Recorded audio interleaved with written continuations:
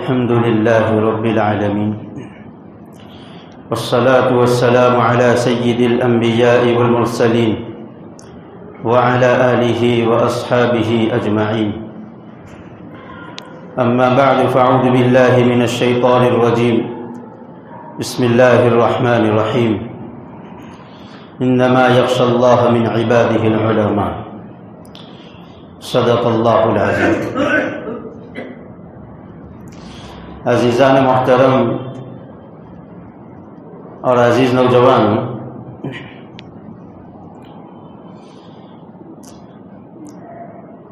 پوری دنیا میں بالخصوص ملک ہندوستان میں جتنے بھی مدارس ہیں، مدارس علماء کی افادیت چھپی ہوئی نہیں ہے کہ جہاں مدارس کے ذریعے سے، علماء کے ذریعے سے جہالت ختم ہوئی ہے، لوگوں میں دین کی سوجھ بوجھ پیدا ہوئی ہے اور دین کی اشاعت کا کام ہوا ہے، اس کے ساتھ ملک کے مفادات میں بھی مدارس اسلامیہ علماء کا بڑا اہم رول رہا ہے۔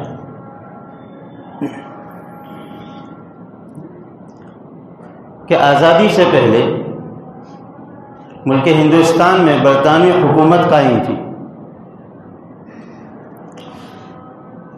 انگریزوں کا تسلط تھا، ظلم تشدد عام تھا کہ لوگ غلامی والی زندگی گزارتے تھے۔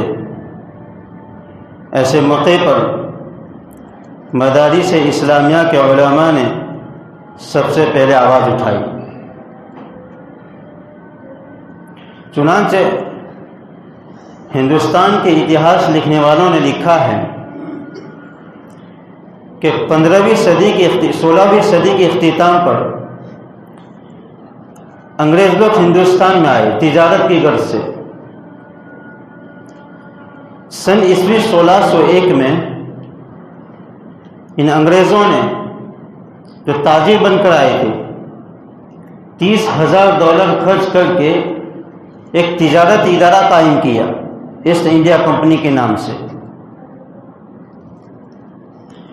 اور انہوں نے اس ادارے کے قیام کے بعد 150 سال تک مکمل اپنی تمام تر کوشش اور تمام تر توجہ تجارت پر دی۔ سیاست، راجکارن اور ملک کے معاملات میں انہوں نے دخل اندازی نہیں کی کہ ساری توجہ تجارت پر تھی۔ 150 سال کے بعد اورنگزیب رحمۃ اللہ علیہ کا جب انتقال ہوا تو ان کی وفات کے بعد مغلیہ سلطنت کمزور پڑ گئی، عیاش عام ہو چکی تھی، تو اس کا فائدہ اٹھاتے ہوئے اس کمپنی نے پھر مداخلت شروع کی، اور سن عیسوی 1757 میں جو پلاسی کا یدھ ہوا، اس وقت نواب سراج الدولہ رحمۃ اللہ علیہ اس مقابلے میں تھے، تو چونکہ امت میں شروع ہی سے غداروں کی، منافقوں کی کمی نہیں رہی ہے، ہر دور میں سرکار دو عالم صلی اللہ علیہ وسلم کے زمانے سے، ہو سکتا ہے اس سے پہلے بھی، کہ منافقوں کی کمی نہیں رہی ہے، تو ان کے وزیر تھے میر جعفر، اس کی غداری کی وجہ سے نواب سراج الدولہ کو شکست کھانی پڑی۔ اس وقت انگریز جو پورے بنگال کے اوپر قابض ہو گئے، اس لیے کہ انہوں نے مغربی بنگال کو اپنا مرکز بنایا تھا۔ اس کے بعد 6 یا 7 سال کے بعد سن 1764 میں شجاع الدولہ رحمۃ اللہ علیہ سے مقابلہ ہوا، تو اس وقت بھی وہ شکست کھا گئے، تو بہار کے اوپر قبضہ ہوا۔ بہار اور بنگال کے قبضے کے بعد چونکہ ان کی ہمت اور بڑھنے لگی، یہ لوگ آگے قدم بڑھاتے رہے۔ سلطان ٹیپو رحمۃ اللہ علیہ کی شہادت کے بعد انہوں نے میسور پر بھی قبضہ کر لیا۔ اس کے بعد تو یہ کے بعد دیگر ہے، پنجاب ہے، سندھ ہے، آسام ہے، برما ہے، علی گڑھ ہے، یہاں تک کہ دہلی کے اوپر اپنا پرچم گاڑ دیا کہ کمپنی کی حکومت قائم ہو گئی۔ نام مغل بادشاہ کا تھا، صرف نام تھا، لیکن حکومت ان انگریزوں کی تھی۔ ان انگریزوں کے رسوخ کو، ان طاقت کو بڑھتے ہوئے دیکھ کر سب سے پہلے اگر کسی کو احساس ہوا کہ انگریز لوگ ملک ہندوستان میں حکومت کرنا چاہتے ہیں اور ہمیں اپنے ملک میں، اپنے ہی وطن میں غلام بنانا چاہتے ہیں، اس کا احساس اگر کسی کو ہوا تو سب سے پہلے محدث اعظم شاہ ولی اللہ محدث دہلوی رحمۃ اللہ علیہ کی شخصیت تھی۔ میں آپ کے سامنے مدارس علماء کی قربانیاں اور ملک کے مفاد کے لیے اور ملک کے خاطر اپنے آپ کو قربان ہونے والے علماء کی تاریخ سنا رہا ہوں۔ حالانکہ ہر ایک آدمی خواب غفلت میں سویا ہوا تھا، غلامی کا احساس ختم ہو چکا تھا اور آزادی کی اہمیت اور ضرورت کو محسوس ہی نہیں کر رہا تھا۔ ایسے وقت میں آزادی کا جو سور پھونکا گیا علماء کی جانب سے، شاہ ولی اللہ محدث دہلوی رحمۃ اللہ علیہ نے لوگوں کو بیدار کیا، انگریزوں کی پالیسی سمجھائی، انگریزوں کے خلاف ہندوستان چھوڑو یہ خیال عوام کے اندر کسی نے پیدا کیا تو شاہ صاحب رحمۃ اللہ علیہ تھے۔ انگریزوں کو بھگانے کے لیے کیا کام انجام دیا جائے تو طریقہ کار سمجھایا، یہاں تک کہ ان کے فرزند شاہ عبدالعزیز محدث دہلوی رحمۃ اللہ علیہ نے ایک تاریخی فتویٰ صادر کیا کہ ملک ہندوستان دارالحرب ہے، گویا کہ دارالحرب کہہ کر اس جانب اشارہ تھا کہ اس وقت انگریزوں کے ساتھ جہاد کرنا فرض ہے۔ گویا کہ یوں سمجھے کہ ہندوستان کے خلاف جہاد کا اعلان کیا گیا، اور یہ اعلان اور یہ فتویٰ آنن فانن جنگل کی آگ کی طرح ملک کے ہر کونے میں، ہر گوشے میں پھیل گیا۔ لوگوں کے اندر ایک جوش پیدا ہوا، باقاعدہ مشاورت کے ذریعے سے علماء کی کمیٹی جماعت تیار کی گئی کہ لوگوں عوام کے اندر اس کی ذہن سازی کریں، عوام کو آزادی کی اہمیت سمجھائے، غلامی کی نحوست سے بچائیں۔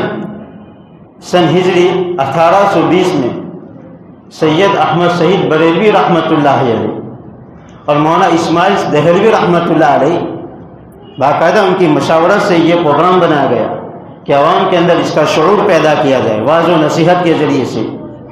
اور 1820 میں رائے بریلی شاہ سید احمد شہید رائے بریلی رحمۃ اللہ علیہ کی قیادت میں باقاعدہ مجاہدین کی جماعت تیار ہوئی انگریز کے خلاف جہاد کرنے کے لیے۔ لیکن بدقسمتی سے جو پنجاب کا راجا تھا، اتہاس لکھنے والوں نے لکھا ہے کہ پنجاب کا راجا تھا وہ انگریز کا پٹھو اور غلام تھا، اس کا وفادار تھا، تو اس نے اس کی مزاحمت کی، کہا کہ یہ کام آپ نہیں کر سکتے، بیچ میں آڑ بن گیا وہ۔ چنانچہ سید صاحب رحمۃ اللہ علیہ نے اس سے کہا کہ دیکھو ہم ملک نہیں چاہتے، ہم حکومت نہیں چاہتے، ہم دولت ثروت مالداری نہیں چاہتے، آپ ان لوگوں کا ساتھ چھوڑ دے اور ہمارا ساتھ لے، ہم جہاد کر کے ملک تمہارے حوالے کر دیں گے۔ کیونکہ بڑا وفادار تھا، پیشکش کو ٹھکرا دیا، انگریزوں کا ساتھ نہیں چھوڑا، بلاخر سید صاحب رحمۃ اللہ علیہ نے اس راجا کے ساتھ جہاد کیا، اور سن عیسوی 1831 میں بالاکوٹ کے میدان میں سید صاحب رحمۃ اللہ علیہ شہید کیے گئے۔ ان کی شہادت کے بعد ان کے جو حامی تھے، مددگار تھے، ان کے متوسلین تھے، انہوں نے ہمت نہیں ہاری، آگے قدم بڑھایا اور ایک باقاعدہ افراد تیار کیے سن عیسوی 1857 کے لیے۔ ایک میدان ہموار کر دیا، فضا کو ہموار کر دیا، لوگ تیار ہوئے اس کے لیے، اور سن عیسوی 1857 کے میں علماء کرام نے خود حصہ لیا اور عوام کے اندر واعظ و نصیحت کے ذریعے سے جہاد کے لیے جہاد کی تلقین کی، یہاں تک کہ متفقہ فتویٰ صادر کیا کہ اس وقت انگریزوں کے خلاف جہاد کرنا فرض عین ہے۔ لوگوں میں جوش پیدا ہو گیا اور خود اکابر علماء دیوبند بھی شاملی کے میدان میں شامل ہو گئے۔ کہ اکابر علماء دیوبند میں حاجی مہاجر مدنی رحمۃ اللہ علیہ، امداد اللہ مہاجر مدنی رحمۃ اللہ علیہ ان کے امیر بنائے گئے، اور ان کے لشکر میں غلام مولانا قاسم نانوتوی رحمۃ اللہ علیہ، رشید احمد گنگوہی رحمۃ اللہ علیہ، حافظ ضامن شہید رحمۃ اللہ علیہ بھی شریک تھے۔ چنانچہ انہوں نے جہاد کیا۔ حافظ ضامن شہید رحمۃ اللہ علیہ تو اس جنگ میں 1857 کے وپلو میں شہید ہو گئے۔ رشید احمد گنگوہی رحمۃ اللہ علیہ کو قید کر دیا گیا، مظفر نگر کے قید خانہ میں ڈال دیا گیا، اور ایک تھے ان کے اندر سید حسن عسکری رحمۃ اللہ علیہ کو، ان کو قید کر کے سہارنپور لے جا گیا اور گولی مار کے انہیں شہید کر دیا گیا۔ مولانا قاسم رحمۃ اللہ روپوش ہو گئے کہ آئندہ جنگ رکی ہوئی نہیں ہے، ابھی بہت کام باقی ہے، چنانچہ اپنے آپ کو چھپا لیا کہ آئندہ کے لیے تدبیر کریں گے۔ یہ سارے علماء کرام جو ہیں مدارس اسلامیہ کی دین ہے۔ چنانچہ کچھ وجوہات کے بنا پر سن 1857 کا وپلو ناکام رہا۔ اس کی اہم وجہ یہ تھی، اتہاس لکھنے والوں نے لکھا ہے کہ چونکہ اس وقت افراد کی کمی تھی، وسائل بہت کم تھے، اس بنیاد پر ہمارے علماء نے بڑے غور و خوض کے بعد دارالعلوم دیوبند کا قیام شروع کیا۔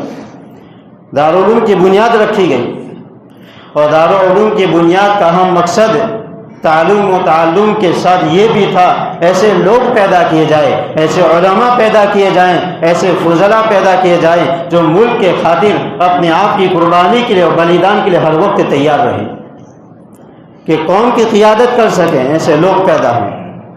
یہ دارالعلوم کا اہم مقصد تھا۔ چند مہینے کے بعد سہارنپور میں مدرسہ شروع ہوا، اس کے بعد الہ آباد میں، یعنی اسی نہج کے اوپر ہر ایک کا مقصد ایک ہی مقصد تھا، ایسے لوگ ایسے رجال پیدا کیے جائیں جو ملک کے خاطر ملک کی آزادی کے لیے اپنے آپ کو قربان کر سکے اور ملک کو غلامی کی توق سے اور غلامی کی زنجیر سے چھڑا سکے۔ ہر ایک کا مقصد یہ تھا۔ خیر، میں آگے چلتا ہوں۔ اس کے بعد اہم کردار جو ادا کیا گیا ریشمی رومال کے نام سے، شیخ الہند رحمۃ اللہ علیہ، محمود الحسن دیوبندی رحمۃ اللہ علیہ، بڑے مجاہد گزرے ہیں، بڑے محدث گزرے ہیں، صاحب ولایت آدمی تھے، کہ انہوں نے ریشمی رومال کی تحریک شروع کی۔ انہوں نے علماء کے ایک جماعت کو تیار کیا، ثمرۃ التربیہ نام رکھا گیا اس جماعت کا۔ اس کے بعد ایک اور جماعت تھی جمعیت الانصار کے نام سے، اس میں جو فضلاء اور جو علماء تھے وہ کابل اور سرحد کے علماء بھی تھے، اور حضرت رحمۃ اللہ علیہ نے اپنی اس تحریک کا مرکز انہی علاقے کو بنایا کہ یہاں سے تحریک شروع کرے۔ پلاننگ یہ تھی کہ یہاں کے لوگوں کے اندر جوش جہاد کو معمول، یعنی جوش جہاد کو بڑھ دیا جائے کہ یہاں کے لوگ ہمیشہ بھی جہاد کے لیے تیار رہیں، یہاں تک کہ افغانستان کی حکومت کو اس بات پر آمادہ کیا کہ لوگ مجاہدین کی مدد کریں، اور ملک اور ہندوستان اور ان برطانوی حکومت جو قائم ہے ان انگریزوں کے خلاف حملہ کریں۔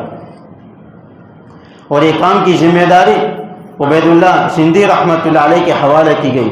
خود حجاز مقدس چلے گئے شیخ الہند رحمۃ اللہ علیہ، وہاں جا کر خلافت عثمانیہ کے ذمہ داروں سے ملاقات کی اور حالات کی سنگینی سے واقف کرایا، ان کی ذہن سازی کی گئی، یہاں تک کہ غالب پاشا سے ملاقات کی اور تعاون کے لیے تیار کیا۔ اس نے یقین دلایا ہم تمہاری مدد کریں گے۔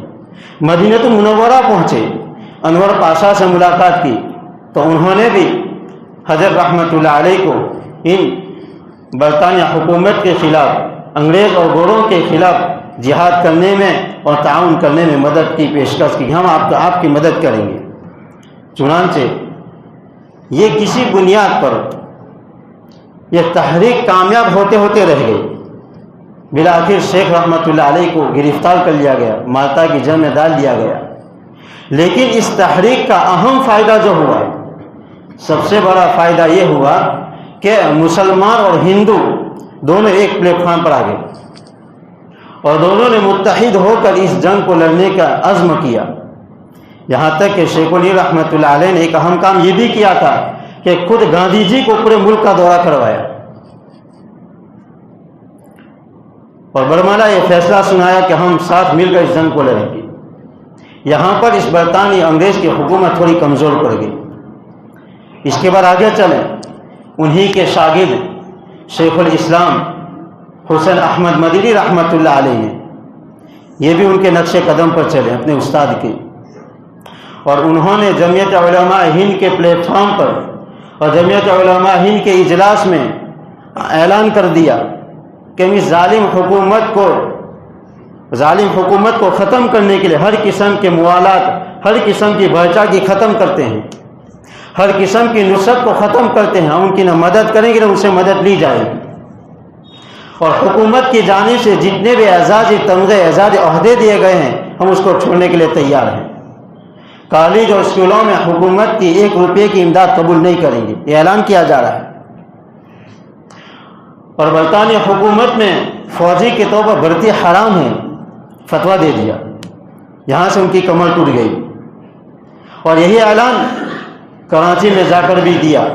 بلاخر کراچی میں حضرت شیخ الاسلام رحمۃ اللہ علیہ کو گرفتار کیا گیا۔ گرفتار کے بعد کراچی کی عدالت میں انہیں پیش کیا گیا، ان سے مطالبات ہوئے، کیا تم نے یہ اعلان کیا، اپنے اعلان کو واپس لیتے ہو؟ کہ نہیں، یہی اعلان میں واپس دہراتا ہوں، بے باک نیدر بے خوف ہو کر اعلان کیا، یہی اعلان میں واپس کرتا ہوں۔ اور یہ بھی کہا کہ اگر حکومت ہمیں مذہبی آزادی کو ختم کرنے کے در پہ ہیں تو مسلمان بھی اپنی جان کی قربانی کے لیے پیچھے نہیں ہٹیں گے۔ اگر قربانی دیتی ہے، قربانی دینے کے لیے سب سے پہلے اگر کوئی شخصیت ہوگی تو میری جان ہوگی،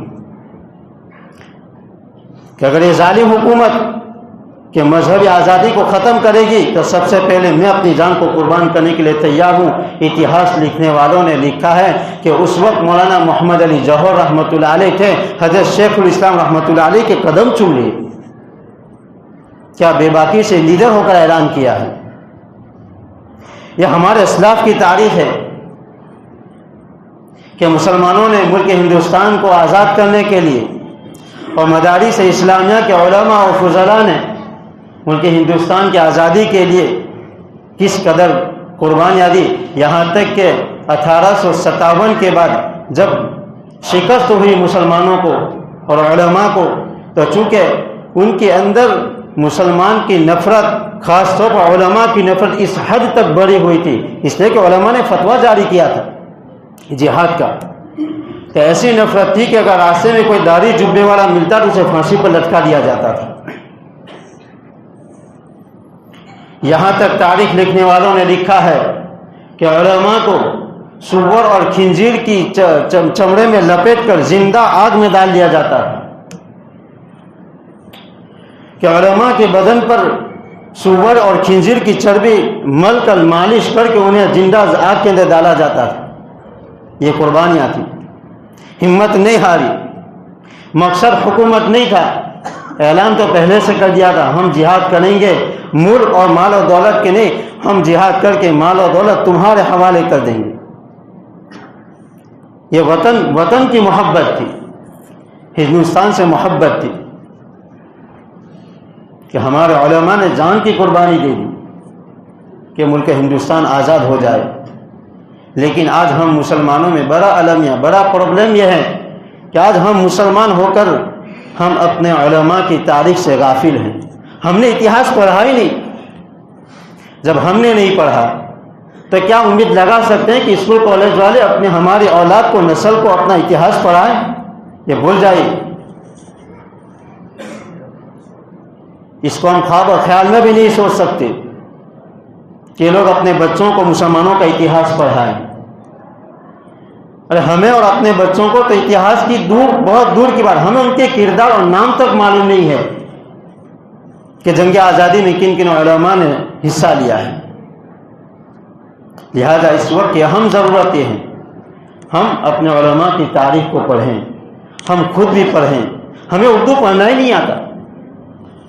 ایک وقت تھا کہ کہا جاتا تھا کہ سارے علوم عربی کے اندر ہیں، لیکن اللہ جزائے خیر دے ہمارے علماء اعظام کو کہ انہوں نے اتنی محنت کی کہ سارے علوم کو عربی سے منتقل کر کے اردو میں لے آئے ہیں۔ یہاں تک کہ فقہ و فتاوی بھی اردو میں آ گئے ہیں۔ ہمیں اردو پڑھنا ہی نہیں آتا، ہم کیسے اس کا مطالعہ کریں؟ عربیت نہیں سیکھ سکتے، ہمارے پاس وقت نہیں ہے، کم از کم اردو تو ہم سیکھ سکتے ہیں، اس کا مطالعہ کریں علماء کی، اور ہندوستان کی تاریخ کو پڑھیں، اپنے بچوں کو سنائیں، اپنے بچوں کو سکھائیں، یہ اہم ضرورت ہے۔ اور دوسری ضرورت یہ ہے کہ ہم جو ہیں اپنا تعلق، اپنا ربط علماء سے رکھیں، دنیاوی امور ہوں یا اخروی امور ہوں، ہر معاملے کے اندر ہم اپنا معاملہ علماء کے سامنے پیش کریں، یہ ضروری ہے۔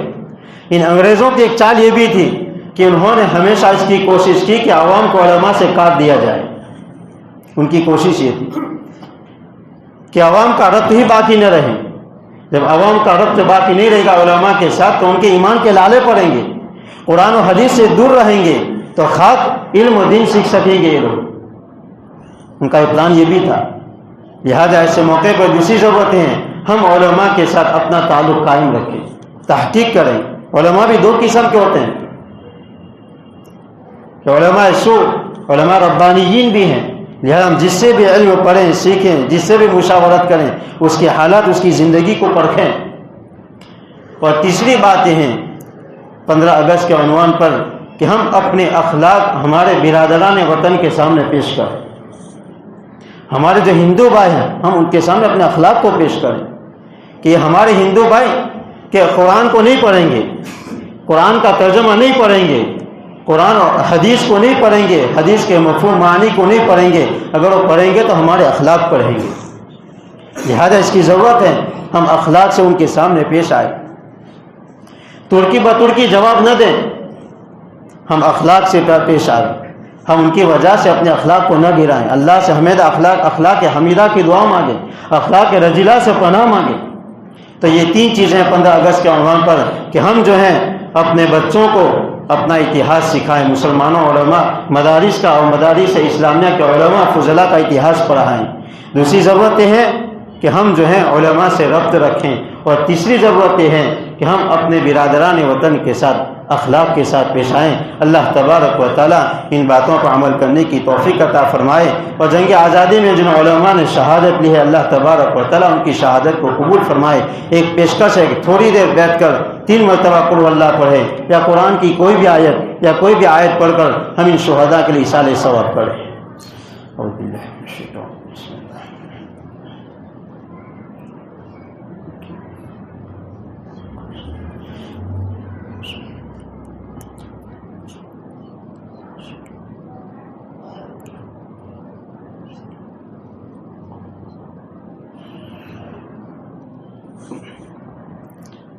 وآخر دعوانا الحمد لله